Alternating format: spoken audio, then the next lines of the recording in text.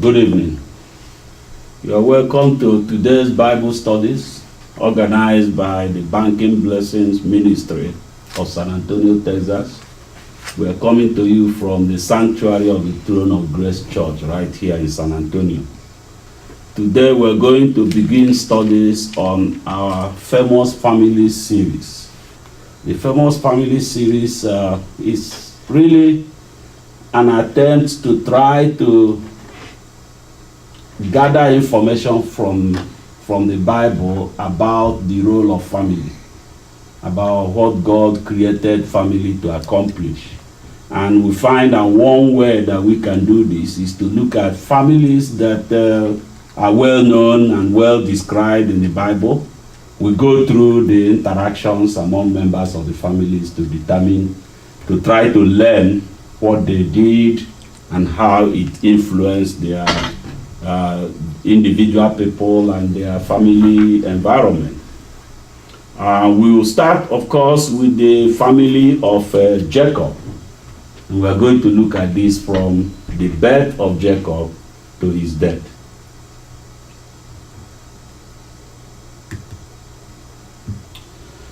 But briefly, before we start the family of Jacob, I'd like to just introduce the Famous Family series, what we are going to be doing.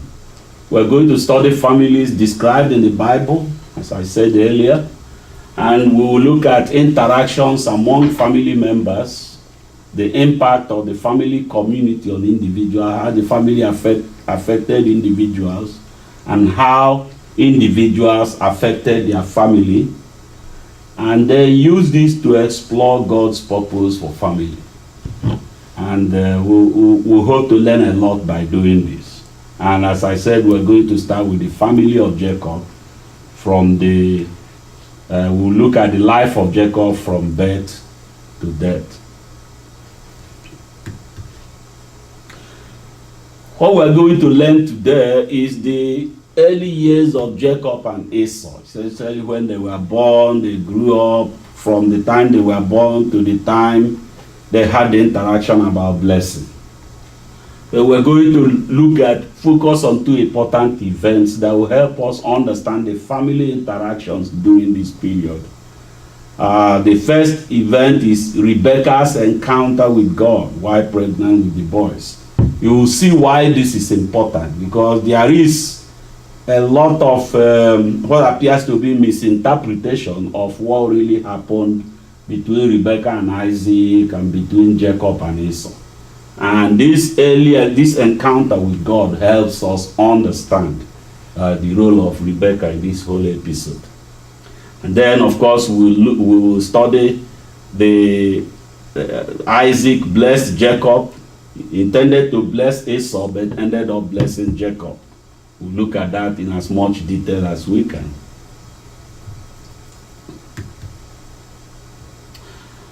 Then, in learning this, we'll focus on three questions. One of them is, did Rebecca help Jacob steal blessing? Did Jacob steal blessing from Esau? And did Rebecca, was that really what Rebecca did, was help Jacob steal blessing from Esau? Or did she redirect her husband from a potential error? That she felt her husband was about to make a mistake, and she took action to redirect him. Of course, we'll look at, if that was the case, we'll look at how she redirected him and ask ourselves, could she have secured the same result using a better approach? And all of these are based on Genesis 25, passages from Genesis 25 and Genesis 27. Well, we'll start with the birth of, or the pregnancy of Rebecca. Isaac was 40 years old when he married Rebecca. We actually started this lesson a little bit backward, because since our interest is to study the life of Jacob, I wanted us to start with the birth of Jacob. But really, the real starting point is the marriage between Isaac and Rebecca. And what we'll do is, next Bible study, we'll go back and look at the marriage between Isaac and Rebecca. But today, let us start with Jacob so that we'll go right, head on into the things that we are going to be studying. This is Jacob's family is a very interesting family, and a lot of things happened, and the interactions among the family and between the family and other families and other teach us a lot about some of the things that God accomplishes through families. Well, Rebecca, it took time for Rebecca to get pregnant. After their marriage, I think after about 20 years, for about 20 years she was looking for pregnancy and didn't get pregnant. She and her husband, of course, prayed a lot, and eventually she got pregnant, after about 20 years after their marriage. But she noticed that the children in her womb were unusually active. They were fighting among themselves, literally. The Bible said they were jostling, and jostling means fighting. They were fighting among themselves, and Rebecca wondered, why? What's going on? What kind of children is this? So she actually went, in those days, they were very close. Their society was such that when they had a question, they went right straight to God and asked him. Of course, we can do the same thing today, but we do it by prayer. We don't do it by going to an angel or a priest. But she inquired of the Lord why the babies, were so restless. And let us go to the Bible, Genesis 25, verses 19 to 22, to introduce the things going on in the family. This is the account of Abraham's son Isaac and his descendants. Abraham was the father of Isaac. Isaac was 40 years old when he married Rebekah, daughter of Bethuel and the Aramean from Paddan Aram, and sister of Laban the Aramean. Isaac prayed to the Lord for his wife because she was childless. The Lord answered his prayer, and his wife Rebekah became pregnant. When the children inside her were struggling with each other, she said, "If it is like this now, what will become of me?" So she went to ask the Lord. The Lord said to her, That's the end of that section. Yes. Okay. Mm-hmm. So she went to ask the Lord, and let us see what the Lord informed her. And let's read that first. Genesis 25, 23 to 26. 23 to 26. And the Lord said to her, 2 nations are in your womb, and 2 peoples will be separated from within you. 1 people will be stronger than the other, and the older will serve the younger. When the time came for Rebekah to give birth, there were twins in her womb. The first came out reddish all over, like a hairy garment, so they named him Esau. When his brother came out with his hand clutching Esau's heel, they named him Jacob. Isaac was 60 years old when they were born. Okay, Isaac was 60 years old. He married Rebekah at 40, so it's about 20 years later.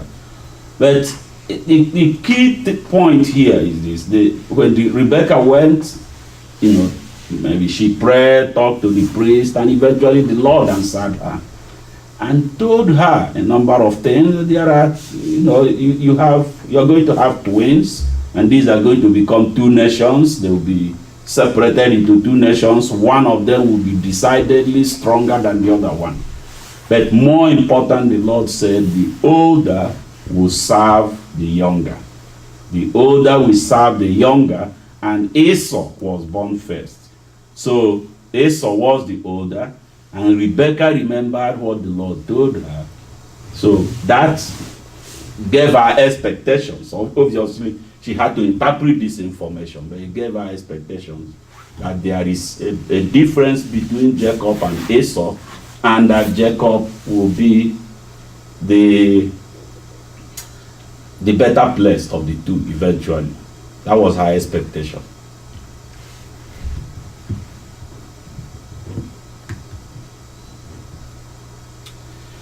Well, the Bible doesn't tell us a lot about, what happened between them prior to this incident, but we've kind of skipped an area where, when they were growing up, one day Esau was the outdoor person. He walked in the fields, hunted animals and all that, whereas Jacob was more like the indoor person. And one day Esau came back from the field, and he was hungry. Jacob had made soup, lentil soup, in fact, and Esau was so hungry he wanted this. He asked Jacob for some of it. Jacob asked him to sell him his birthright, and Esau felt that the birthright was not worth the hunger, that he needed to eat first before talking about birthright. So right there he made an agreement with his junior brother to sell his birthright. He probably didn't know what it meant at that time, and maybe Jacob didn't know what it meant, but that's what happened. He sold his birthright for a bowl of soup, literally. Well, so this was one incident that we jumped in these studies. But the next important incident is when Isaac, he was already old when the children were born, but now he's much older. His sight was failing. So he called Esau and said, go and hunt for me and prepare me a tasty meal, the type that I like. And I want you to do this so that I will be happy and I will give you my blessing. My health is failing now. And I want us to look at this a little bit before we go too far. God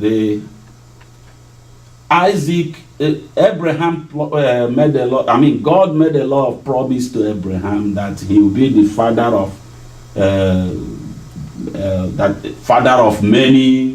His children will grow into large nations, and that all people on earth will be blessed through his offspring. This is in Genesis 12. And then he was told that this promise will be fulfilled through the offspring of Isaac. I'm sure that Abraham told Isaac this, that there is a special promise from God and they will be fulfilled through your offspring. And based on the tradition of their time, Isaac believed that he needed to that this will be fulfilled through his first son, his firstborn. And his firstborn was Esau. So by sending Esau to go and hunt for him, his intention was to pass on to him God's promise to Abraham, which has been propagated to him, and now he needs to propagate to future generations. But when he told Esau to go make food for him, hunt game and make food for him so that he will bless him, Rebekah overheard it. And Rebekah went to work quickly. Let us read this first. Genesis 27, verses 1 to 5. When Isaac was old and his eyes were so weak that he was almost blind, he called his older son Esau and said to him, "My son, here am I." Esau replied. Isaac said, "Since I am so old, I could die at any time. Therefore, take your weapons, your quiver, and your bow, and go out into the open fields and hunt down some wild game for me. Then prepare for me some tasty food, the kind I love, and bring it to me. Then I will eat it so that I may bless you before I die." Now Rebekah had been listening while Isaac spoke to his son Esau. When Esau went out to the open fields to hunt down some wild game and bring it back. Okay. Well, so Esau went hunting, and Rebekah sent Jacob to go bring some goats for her. And she used the goat to prepare a meal for Isaac. Let us read this before I talk about it. Let's read, we're going to split the passage into two because it's a long passage. One person will read. Amanda, you read Genesis 27, 5 to 12. and your mom will read 13 to 17. Genesis 27, verses 5 to 12. And Rebekah heard when Isaac spake to Esau his son. And Esau went to the field to hunt for venison and to bring it. And Rebekah spake unto Jacob her son, saying, Behold, I heard thy father speak unto Esau thy brother, saying, Bring me venison and make me savory meat, that I may eat and bless thee before the Lord before my death. Now therefore, my son, obey my voice, according to that which I command thee. Go now to the flock, and fetch me from thence 2 good kids of the goat, and I will make them savory meat for thy father, such as he loveth. And thou shalt bring it to thy father, that he may eat, and that he may bless thee before his death. And Jacob said to Rebekah his mother, Behold, Esau my brother is a hairy man, and I am a smooth man. My father peradventure will feel me, and I shall seem to him as a deceiver, and I shall bring a curse upon me, and not a blessing. 13 to 17. His mother responded, Let any curse on you fall on me, son. Just obey me and go. Get me the young goats. He went and got them and brought them to his mother. She prepared a good tasting meal, just the way his father liked it. Then Rebekah took her older son Esau's good clothes, which she had in the house, and put them on her younger son Jacob. She put the skins from the young goats on his hands and on the back of his neck. Then she gave her son Jacob the good tasting meal and the bread she had prepared. Yes, so Isaac said to Esau to go hunt for deer. That's venison. Go kill some deer. Come and make me a nice meal the way I like it, a tasty meal. And Esau, this is something Esau could do very well, and the promise is that when Esau came back, Isaac will bless him. Rebekah overheard. Rebekah did not want this to happen. Remember her interaction with God.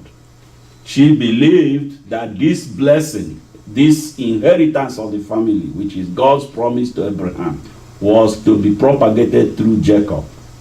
That was her interpretation of that encounter with God. So she didn't want this to happen, and she decided that the best way to redirect Isaac was to deceive him. So she asked Jacob to go get her some goats. First, she explained to Jacob what was going to happen. And Jacob didn't really, wasn't comfortable with it. Not that he didn't like it, but he wasn't comfortable. He thought that his father would find out. And that if his father did find out, he will end up cursing him instead of blessing him. And then his mother said, Look, don't worry about it, son. Let whatever happens be on my head. If your father curses you, let the curse come to me. So don't worry about it. Just go and do what I said. So Jacob went, got the goats. She made a very good meal, made the goat taste like venison.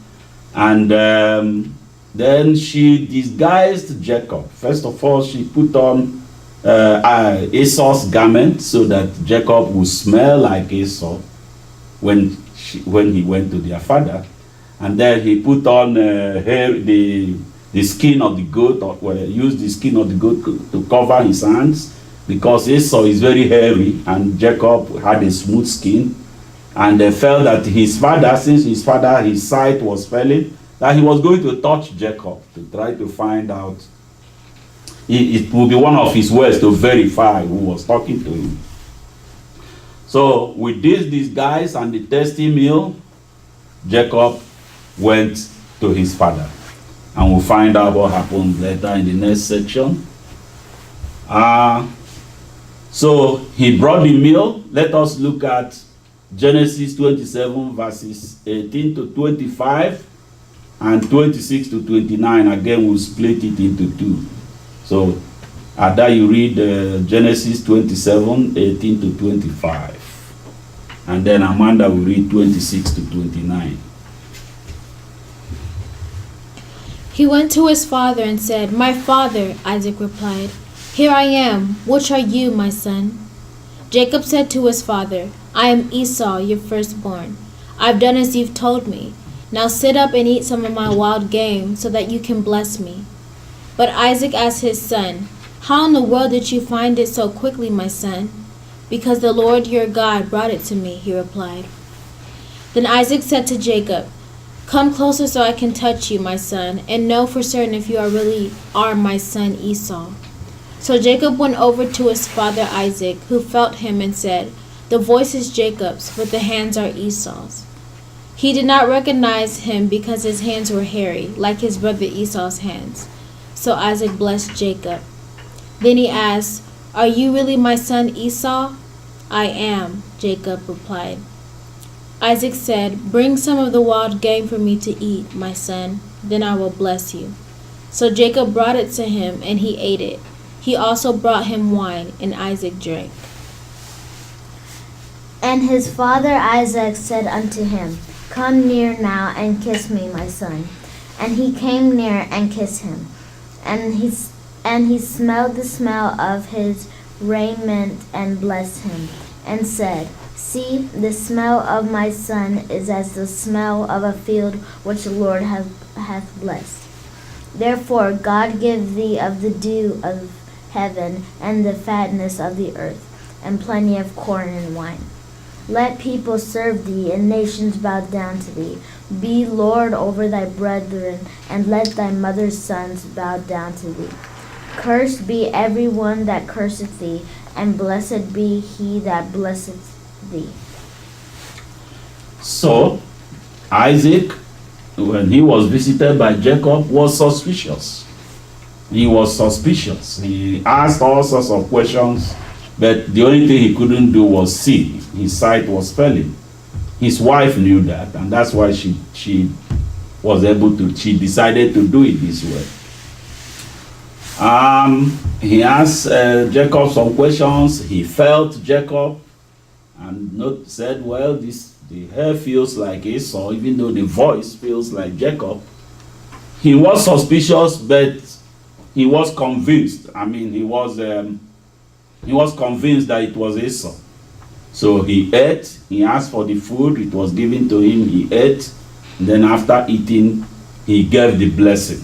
If you go through the blessing as read by Amanda, you see that these are a repeat of God's promise to Abraham. So it is that blessing that now has been passed on to Jacob. Well, Esau came back. He made his meal and brought it to Isaac and said, Father, I've come back. Come and eat so that you can bless me. Let us read Genesis 27, verses 30 to 33. Yeah. Isaac finished blessing Jacob. Jacob had barely left when his brother Esau came in from hunting. He too prepared a good tasting meal and brought it to his father. Then he said to his father, "Please, father, eat some of the meat I've hunted for you so that you will bless me." "Who are you?" his father Isaac asked him. "I am your firstborn son, Esau," he answered. Trembling violently all over, Isaac asked, "Who hunted game and brought it to me? I ate it before you came in.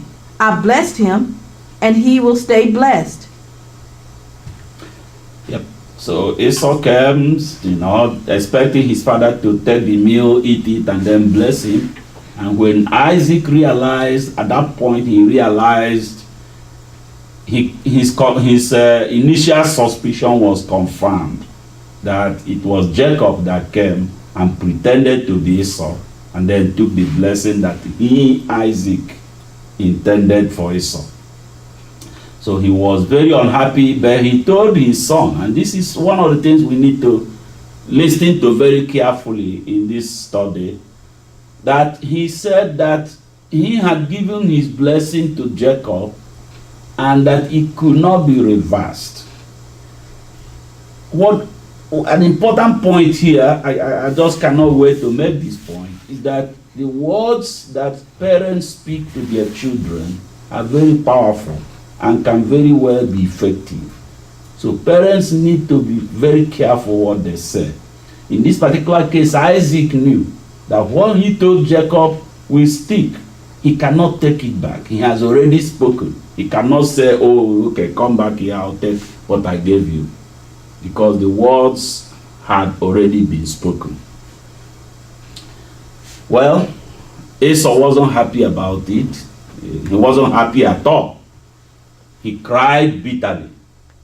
He cried bitterly. Let us read again. The passage is long, so I split it into two. Genesis 27, verses 34 to 37 by Sam, and then verses 38 to 40 by Angel.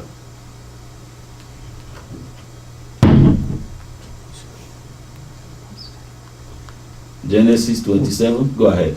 When Esau heard his father's words, he wailed loudly and bitterly. He said to his father, "Bless me too, father." But Isaac replied, "Your brother came in here deceitfully and took away your blessing." Esau exclaimed, "And Jacob is the right name for him. He has tripped me up 2 times. He took away my birthright, and now, look, he has taken away my blessing." Then he asked, "Have you not kept back the blessing for me?" Isaac replied to Esau, "Look, I have made him lord over you. I have made all his relatives his servants and provided him with grain and new wine. What is left that I can do for you, my son?" Esau said to his father, "Do you have only that one blessing, my father? Bless me too." Then Esau wept loudly. So his father Isaac said to him, "Indeed, your home will be away from the richness of the earth and away from the dew of the sky above. You will live by your sword, but you will serve your brother. When you grow restless, you will tear off his yoke from your neck." Well, so as you had it read, Esau cried bitterly. He wasn't happy at all. And then, of course, he started ranting away. He said, this Jacob, because, wasn't he named a cheater? He's a cheater. He cheated me of my birthright earlier, and now he has stolen my blessing. Then he asked his father, "Don't you have more blessings? Do you have only one? Can't you bless me?" And the father explained to him what has happened. That look, he had made Jacob lord over him. So, he blessed Esau, but the blessing he gave to Esau was different from what he had intended to give to Esau. Esau wasn't happy about it, and eventually their life developed that way. Jacob got the blessing, Esau got his own blessing, but it was a different one. The passage we have gone through rather quickly is very important, because it sets the stage for a number of things, and there are some lessons here for us to learn. Regarding the questions that we identified, did Jacob really steal Esau's blessing? Well, based on the encounter that Rebekah had with God, Rebekah believed that that family heritage, the promise that God made to Abraham, will be propagated to future generations through Jacob. She believed that because God told him that the older will serve the younger. So she interpreted that to mean that the blessing was for Jacob, and that Esau, of course, that will make Jacob place him above everybody, and all his relations will be under him. So his mother believed that. So when she saw that Isaac, because Isaac believed that the blessing would pass through Esau, since Esau was the firstborn, he was simply believing in the tradition. He didn't really know about this Rebecca's encounter with God, or he knew about it but didn't believe it. I don't know. But the point is, he believed the blessing belonged to Esau because Esau was the older son. So his wife needed a way to change him, and we saw what happened. She hatched a plan to deceive Isaac and redirect the blessing to Jacob.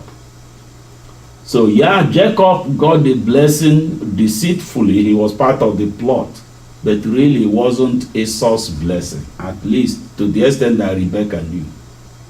You know, God told Rebecca, gave information to Rebecca that Rebecca interpreted to mean, and I think correctly, that the blessing was meant for Esau.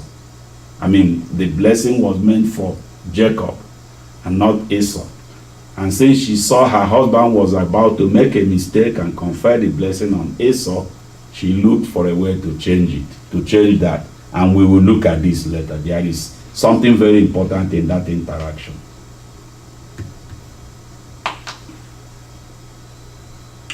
Well, in fact, this is it. The question is, could Rebecca have done it in a different way? You know, she believed Isaac was supposed to bless Jacob, not Esau. She believed that. And she believed that she needed to redirect Isaac, that if she didn't do something, that Isaac would go ahead and bless Esau, because he believed in the rite of passage will be from him to Esau. Well, in modern day, what we expect is that the wife will go and meet the husband and say, hey, wait a minute, let's talk. There's important information you need to know. We don't know why she followed the approach. She chose to deceive him. We don't know why. And it's really not important that we know why, but we can apply this information to present-day human interactions, essentially the spousal interactions, to see. And there is information from a book by our friend Bishop Alonge that sort of discuss this, not really the interaction between Rebecca and Isaac. She was simply discussing relationship between husband and wife. And he said that God created husband and wife to walk in harmony. Of course, that everybody knows. God created husband and wife to walk in harmony. The husband has the household authority, the authority to make a decision, like who to pass blessing to, who to, important decisions in the family. But of course, the wife has the power of influence. And what this recognizes is that both, even though husband has authority, but at times the wife may have information that is superior to the information that the husband, that's information that the husband should consider in making a decision. In the case of Rebecca, she couldn't find a way to make the husband consider this information, so she decided to deceive him. In the present days, we don't think that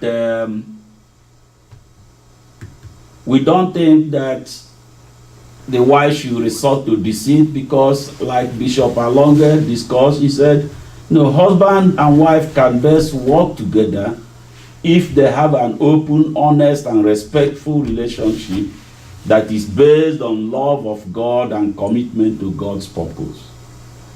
If they have an open, honest, and they have respect for each other, then it means that they will be able to discuss things, even issues in which they disagree, because their love of God and respect for God's purpose will guide them in identifying what comes closest to God's purpose in that situation. They will be able to look at the situation, reach an understanding, and then make a decision on what to do. Essentially, the wife can influence the husband's authority without resorting to deceiving the husband.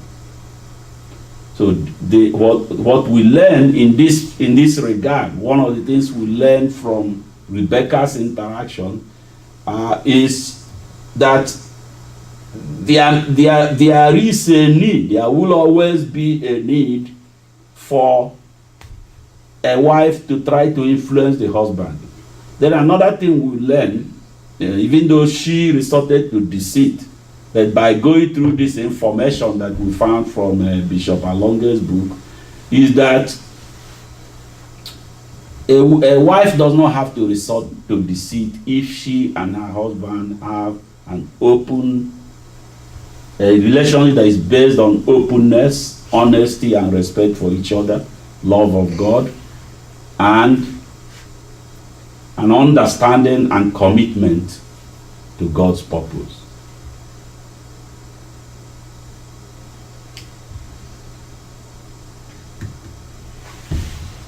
There are other lessons. I just put some points in the concluding remarks to remind me of them. One of them is that God uses, one of the reasons he created the family is that he uses the family structure to propagate blessing through future generations.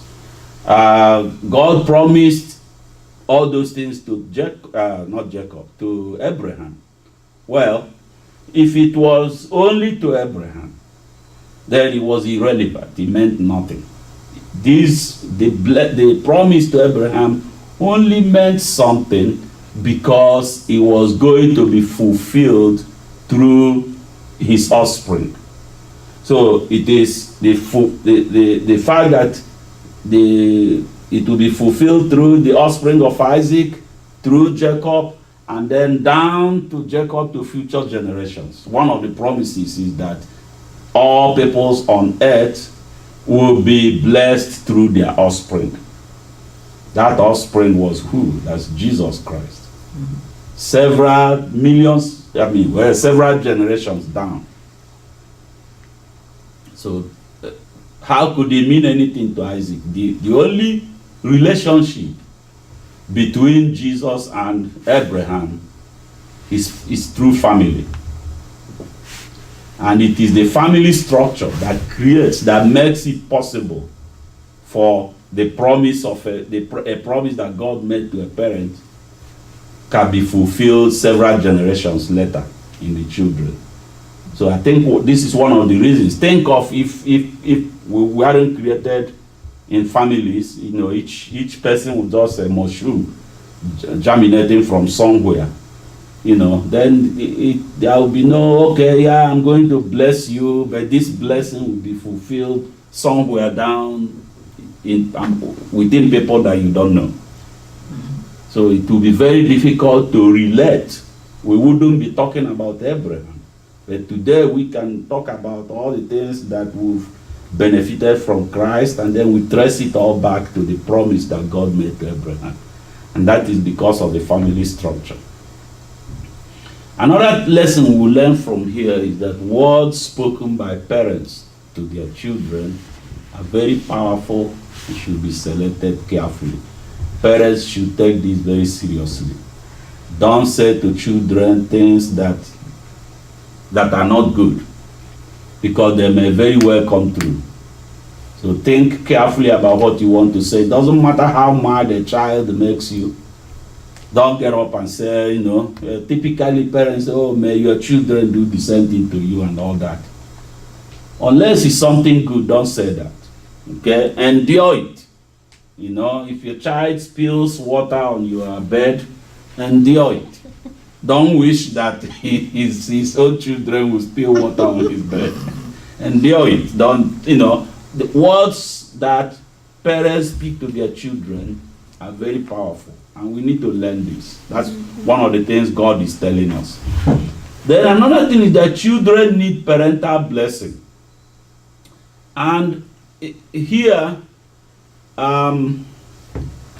let's continue to the next slide. Children need parental blessing, and there is an important point here that there are two reasons why a parent will do good things to a child, including blessing the child. One is to fulfill parental obligation. After all, they are your children, so you owe them. For instance, Isaac had a responsibility, an obligation to pass Abraham's promise that had been deposited with him, to pass it on to his offspring. So that's parental obligation. But another thing is also how the parents feel about you. That came out here when Isaac told Esau. Isaac already had the responsibility to pass this blessing to one of his children. And he was going to pass it to Esau. Then he told Esau to go and make him a tasty meal. Now, that meal is symbolic. He was simply telling Esau to earn the blessing. To do something good, something to make me feel good, so that I will be ready to bless you. So there are two reasons why a parent will be good to a child. One is fulfillment of parental obligation. The other one is a parent is motivated to be good to you because what they see about you is good. Now, as a child, you want to be in a position where the second factor, that is a parent being motivated by your good behavior, begins to weigh at least as strong as the fulfillment of parental obligation. If the only reason a parent is doing something for a child is to fulfill parental obligation, well, the child will benefit from it, no doubt, but I think something will be missing. A blessing that a parent gives on parental obligation alone may not be as effective as a blessing that a parent gives because he or she feels good about the children. She is motivated to be good to them because they are good to her. So, children have to earn parental blessing. They earn it partly because of obligation, but they need to earn it by being good to their parents, being good to things that their parents need. Then the other point, we don't need to belabor it. A wife should not use deceit to influence her husband's authority. It's actually not the responsibility of the wife alone, but the responsibility of the wife and the husband to set up a relationship that will not make it necessary for a wife to resort to deceit in order to influence her husband. Okay, that's the end of our lesson today, but we have time for some questions and comments. When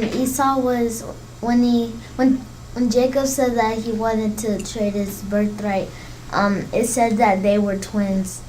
So weren't they born on the same day? Like when Esau was trading his birthright? Well, they were born on the same day, but Esau came out first. So Esau had certain rights as the senior child. And these were the rights. There was no contract written, but those were the rights that he sold to Jacob. So if there is anything that belongs to me simply because I'm older than you, I'm going to sell it to you for a bowl of soup. That's literally what happened. I think he was careless. No food is that important. Okay? If you want to share in somebody's food and the person starts making a ridiculous demand like that, in fact, any demand at all, unless it's a restaurant, then you pay for the food. But once somebody says you have to pay to share his food, well, go find your own food somewhere. Don't share. But Esau didn't care. He was hungry and he gave away whatever it is he gave away for a bowl of soup. More questions, more comments? Yeah. Okay, so you said that parental blessing is dependent on a parent's feeling toward the child. What if the parents are sometimes they might be blinded even though the child is still always good, Well, a lot of combinations can happen, but every person has a responsibility in a relationship. As a child, you fulfill your responsibility. Even if the parents do not fulfill their own responsibility, that's not your problem. It is their problem. Then as a parent, you fulfill your responsibility. Even if the children don't fulfill their own, well, it is their problem. But you have a role to play. Every relationship is an interaction between two people. And each person has a role. Play your role, even if the other person doesn't play his role.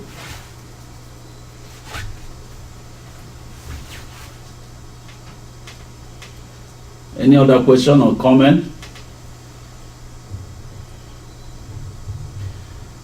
Okay, we have come to the end of today's Bible study. I hope those that will look at this sometime in the future will enjoy it and learn something from it. And we pray that any person that looks at this will learn something that makes a positive impact on his life and brings him closer to God's purpose to his life. We thank you for taking a look at our video, and we hope you'll join us next time.